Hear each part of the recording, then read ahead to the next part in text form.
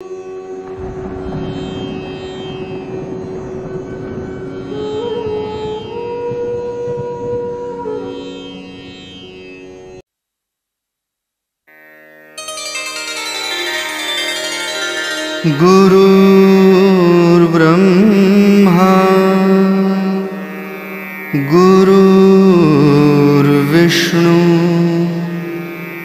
गुरुर्देवो महेश्वरः गुरुः साक्षात् परब्रह्म तस्मै श्री गुरवे नमः। श्रीमत्परब्रह्म गुरुं स्मरामि श्रीमत्परब्रह्म गुरुं नमामि श्रीमत्परब्रह्म गुरुं यजामि श्रीमत्परब्रह्म गुरुं भजामि। ब्रह्मानन्दं परमसुखदं केवलं ज्ञानमूर्तिं द्वन्द्वातीतं गगनसदृशं तत्त्वमस्यादिलक्ष्यम् एकं नित्यं विमलमचलं सर्वधी साक्षिभूतं भावातीतं त्रिगुणरहितं सद्गुरुं तं नमामि। नित्यं शुद्धं निराभासं निराकारं निरञ्जनं नित्यबोधं चिदानन्दं सद्गुरुं तं नमाम्यहम्। ॐ श्री साईनाथाय नमः। ॐ लक्ष्मीनारायणाय नमः। ॐ कृष्ण राम शिव मारुत्यादिरूपाय नमः। ॐ शेषशायिने नमः। ॐ गोदावरी तटशिलधिवासिने नमः। ॐ भक्तहृदालयाय नमः। ॐ सर्वधन्निलयाय नमः। ॐ भूतावासाय नमः। ॐ भूतभविष्यद्भाववर्जिताय नमः। ॐ कालातीताय नमः। ॐ कालाय नमः। ॐ कालकालाय नमः। ॐ कालदर्पदमनाय नमः। ॐ मृत्युञ्जयाय नमः। ॐ अमर्त्याय नमः। ॐ मर्त्याभयप्रदाय नमः। ॐ जीवाधाराय नमः। ॐ सर्वाधाराय नमः। ॐ भक्तावसनसमर्थाय नमः। ॐ भक्तावनप्रतिज्ञाय नमः। ॐ अन्नवस्त्रदाय नमः। ॐ आरोग्यक्षेमदाय नमः। ॐ धनमाङ्गल्यप्रदाय नमः। ॐ हृद्दिसिद्धिदाय नमः। ॐ पुत्रमित्रकलत्रबन्धुदाय नमः। ॐ योगक्षेमवहाय नमः। ॐ आपद्बन्धवाय नमः। ॐ मार्गबन्धवे नमः। ॐ भुक्तिमुक्तिस्वर्गापवर्गदाय नमः।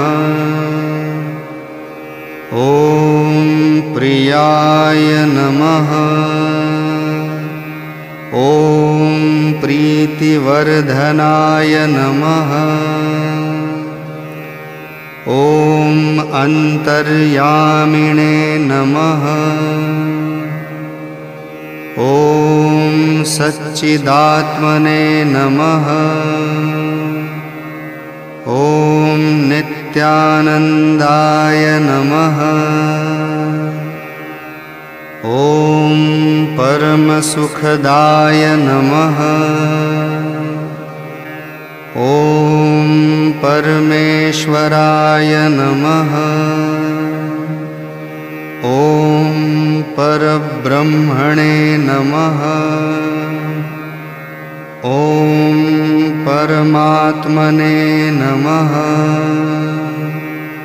ॐ ज्ञानस्वरूपिणे नमः। ॐ जगत्पित्रे नमः। ॐ भक्तानां मातृधातृपितामहाय नमः। ॐ भक्ताभयप्रदाय नमः। ॐ भक्तपराधीनाय नमः। ॐ भक्तानुग्रहकातराय नमः। ॐ शरणागतवत्सलाय नमः। ॐ भक्तिशक्तिप्रदाय नमः। ॐ ज्ञानवैराग्यदाय नमः। ॐ प्रेमप्रदाय नमः। ॐ संशयहृदयदौर्बल्यपापकर्मवासनाक्षयकराय नमः। ॐ हृदयग्रन्थिभेदकाय नमः। ॐ कर्मध्वंसिने नमः। ॐ शुद्धसत्त्वस्थिताय नमः। ॐ गुणातीतगुणात्मने नमः। ॐ अनन्तकल्याणगुणाय नमः। ॐ अमितपराक्रमाय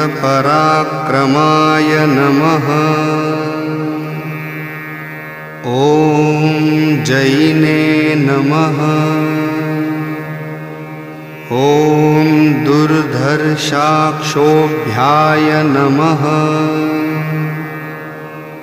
ॐ अपराजिताय नमः। ॐ त्रिलोकेषु अभिघातगतये नमः। ॐ अशक्यरहिताय नमः। ॐ सर्वशक्तिमूर्तये नमः। ॐ स्वरूपसुन्दराय नमः। ॐ सुलोचनाय नमः। ॐ बहुरूपविश्वमूर्तये नमः। ॐ अरूपाव्यक्ताय नमः। ॐ अचिन्त्याय नमः। ॐ सूक्ष्माय नमः। ॐ सर्वान्तर्यामिणे नमः। ॐ मनोवागतीताय नमः। ॐ प्रेममूर्तये नमः। ॐ सुलभदुर्लभाय नमः। ॐ असहायसहायाय नमः। ॐ अनाथनाथदीनबन्धवे नमः। ॐ सर्वभारभृते नमः। ॐ अकर्मानेककर्मसुकर्मिणे नमः। ॐ पुण्यश्रवणकीर्तनाय नमः। ॐ तीर्थाय नमः। ॐ वासुदेवाय नमः। ॐ सताङ्गतये नमः। ॐ सत्परायणाय नमः। ॐ लोकनाथाय नमः। ॐ पावनानघाय नमः। ॐ अमृतांशवे नमः। ॐ भास्करप्रभाय नमः। ॐ ब्रह्मचर्यतपश्चर्यादिसुव्रताय नमः। ॐ सत्यधर्मपरायणाय नमः।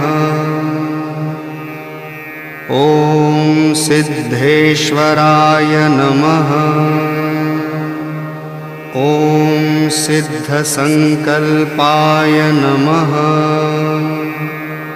ॐ योगेश्वराय नमः। ॐ भगवते नमः। ॐ भक्तवत्सलाय नमः। ॐ सत्पुरुषाय नमः। ॐ पुरुषोत्तमाय नमः। ॐ सत्यतत्त्वबोधकाय नमः। ॐ कामादिषड्वैरिध्वंसिने नमः। ॐ अभेदानन्दानुभवप्रदाय नमः। ॐ समसर्वमतसम्मताय नमः। ॐ श्रीदक्षिणामूर्तये नमः। ॐ श्रीवेङ्कटेशरमणाय नमः। ॐ अद्भुतानन्तचर्याय नमः। ॐ प्रपन्नार्तिहराय नमः। ॐ संसारसर्वदुःखक्षयकराय नमः। ॐ सर्ववित्सर्वतोमुखाय नमः। ॐ सर्वान्तर्बहिःस्थिताय नमः। ॐ सर्वमङ्गलकराय नमः। ॐ सर्वाभीष्टप्रदाय नमः। ॐ समरससन्मार्गस्थापनाय नमः। ॐ श्री समर्थ सद्गुरु साईनाथाय नमः।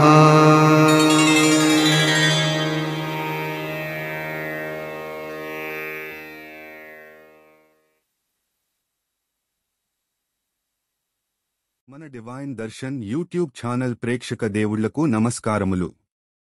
మా యొక్క ముఖ్య మనవి ఏమనగా, చాలా మంది ఛానల్ వీక్షకులు ఛానల్ సబ్స్క్రైబ్ చేసుకోకుండానే వీడియోలు చూస్తున్నారు. కావున డివైన్ దర్శన్ యూట్యూబ్ ఛానల్ తరపు నుండి మా యొక్క ముఖ్య విన్నపము ఏమనగా, మన ఛానల్ యొక్క ఏదైనా వీడియో ప్రారంభములో లేదా మధ్యలో మన ఛానల్ సబ్స్క్రైబ్ బటన్ నొక్కవలయునదిగా కోరుచున్నాము. అంతేకాకుండా మన భక్తి వీడియోలు నచ్చితే తప్పకుండా వీడియోలను లైక్ చేసి ఇతర మీ కుటుంబ సభ్యులకు, బంధువులకు మరియు స్నేహితులకు మన భక్తి వీడియోలు షేర్ చేయవలయునదిగా కూడా కోరుచున్నాము. ఈ విధముగా ఛానల్ ఎదుగుదలకు సహకరించ ప్రార్థన. కృతజ్ఞతలతో మీ మా డివైన్ దర్శన్ యూట్యూబ్ ఛానల్ యాజమాన్యం.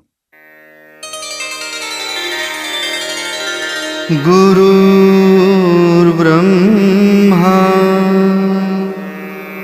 गुरुर्विष्णु गुरुर्देवो महेश्वरः गुरुः साक्षात् परब्रह्म तस्मै श्री गुरवे नमः। श्रीमत्परब्रह्म गुरुं स्मरामि। श्रीमत्परब्रह्म गुरुं नमामि। श्रीमत्परब्रह्म गुरुं यजामि। श्रीमत्परब्रह्म गुरुं भजामि। ब्रह्मानन्दं परमसुखदं केवलं ज्ञानमूर्तिं द्वन्द्वातीतं गगनसदृशं तत्त्वमस्यादिलक्ष्यम् एकं नित्यं विमलमचलं सर्वधी साक्षिभूतं भावातीतं त्रिगुणरहितं सद्गुरुं तं नमामि। नित्यं शुद्धं निराभासं निराकारं निरञ्जनं नित्यबोधं चिदानन्दं सद्गुरुं तं नमाम्यहम्। ॐ श्री साईनाथाय नमः। ॐ लक्ष्मीनारायणाय नमः। ॐ कृष्णरामशिवमारुत्यादिरूपाय नमः। ॐ शेषशायिने नमः। ॐ गोदावरीतटशिलधिवासिने नमः। ॐ भक्तहृदालयाय नमः। ॐ सर्वहृन्निलयाय नमः। ॐ भूतावासाय नमः। ॐ भूतभविष्यद्भाववर्जिताय नमः। ॐ कालातीताय नमः। ॐ कालाय नमः। ॐ कालकालाय नमः। ॐ कालदर्पदमनाय नमः। ॐ मृत्युञ्जयाय नमः। ॐ अमर्त्याय नमः। ॐ मर्त्याभयप्रदाय नमः। ॐ जीवाधाराय नमः। ॐ सर्वाधाराय नमः। ॐ भक्तावसनसमर्थाय नमः। ॐ भक्तावनप्रतिज्ञाय नमः। ॐ अन्नवस्त्रदाय नमः। ॐ आरोग्यक्षेमदाय नमः। ॐ धनमाङ्गल्यप्रदाय नमः। ॐ हृद्दिसिद्धिदाय नमः। ॐ पुत्रमित्रकलत्रबन्धुदाय नमः। ॐ योगक्षेमवहाय नमः। ॐ आपद्बन्धवाय नमः। ॐ मार्गबन्धवे नमः। ॐ भुक्तिमुक्तिस्वर्गापवर्गदाय नमः। ॐ प्रियाय नमः। ॐ प्रीतिवर्धनाय नमः। ॐ अन्तर्यामिणे नमः। ॐ सच्चिदात्मने नमः। ॐ नित्यानन्दाय नमः। ॐ परमसुखदाय नमः। ॐ परमेश्वराय नमः। ॐ परब्रह्मणे नमः। ॐ परमात्मने नमः। ॐ ज्ञानस्वरूपिणे नमः। ॐ जगत्पित्रे नमः। ॐ भक्तानां मातृधातृपितामहाय नमः। ॐ भक्ताभयप्रदाय नमः। ॐ भक्तपराधीनाय नमः। ॐ भक्तानुग्रहकातराय नमः। ॐ शरणागतवत्सलाय नमः। ॐ भक्तिशक्तिप्रदाय नमः।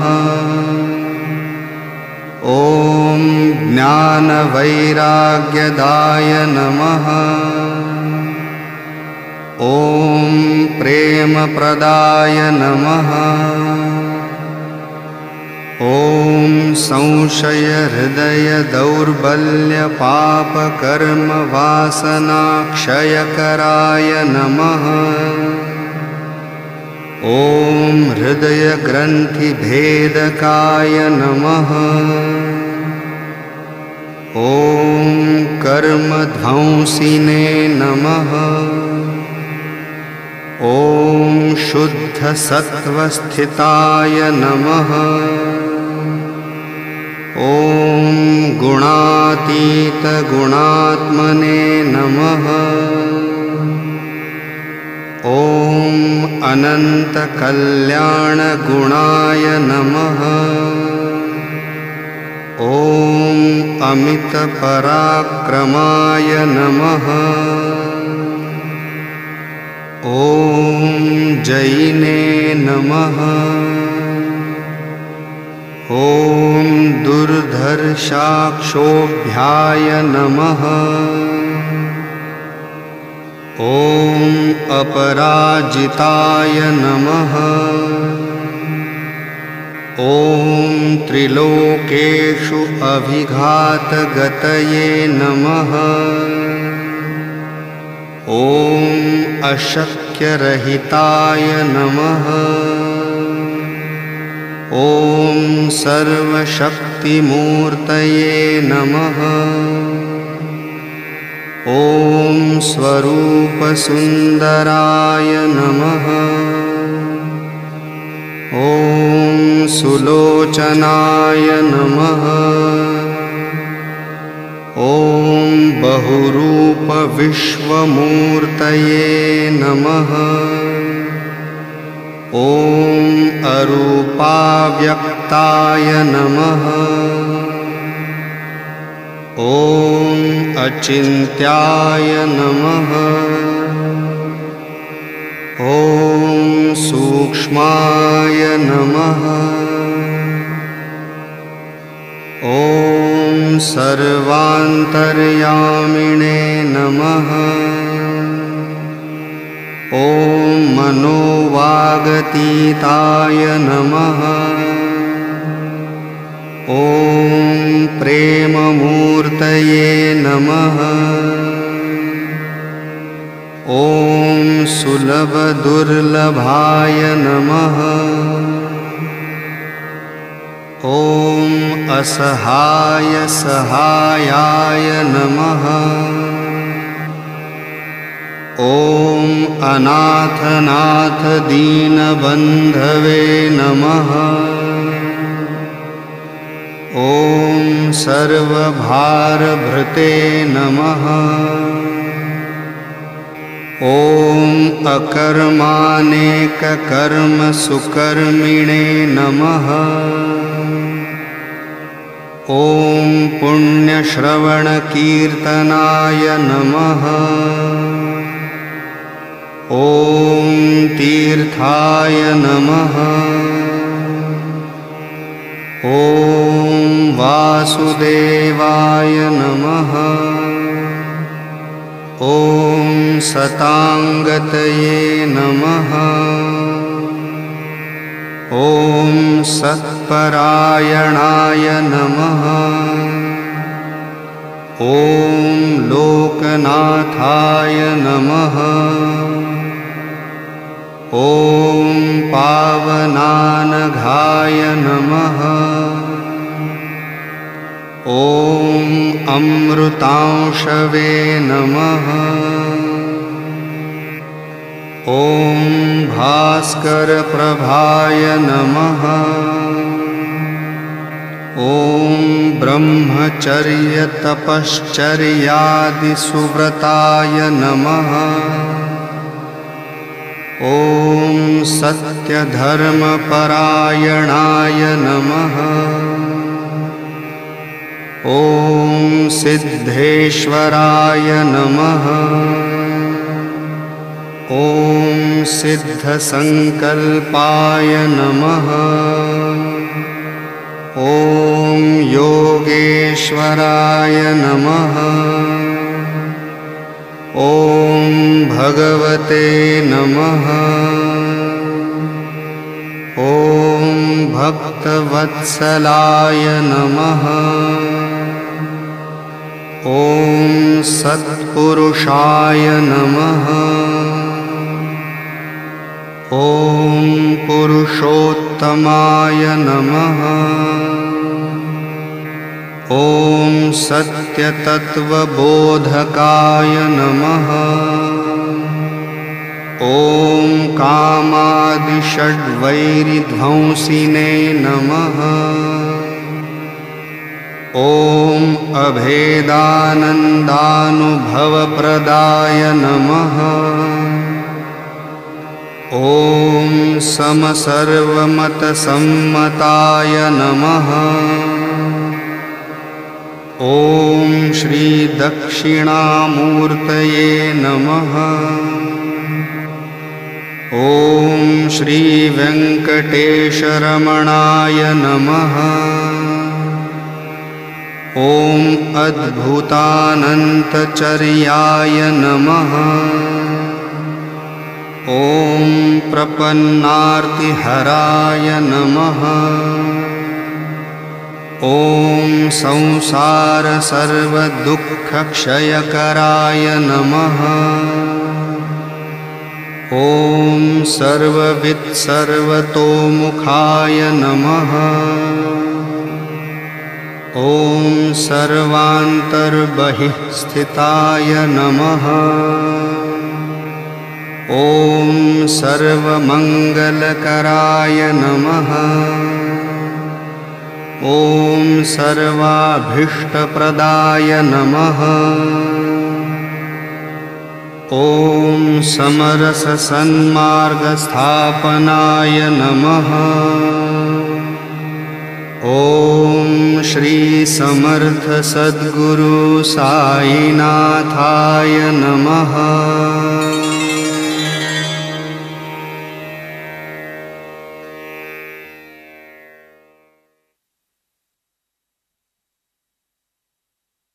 ॐ श्री समर्थ सद्गुरु साईनाथाय नमः।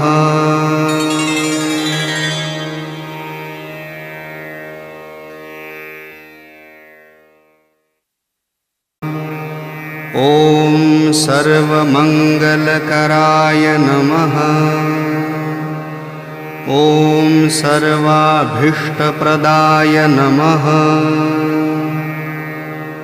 ॐ समरससन्मार्गस्थापनाय नमः। ॐ श्री समर्थ सद्गुरु साईनाथाय नमः।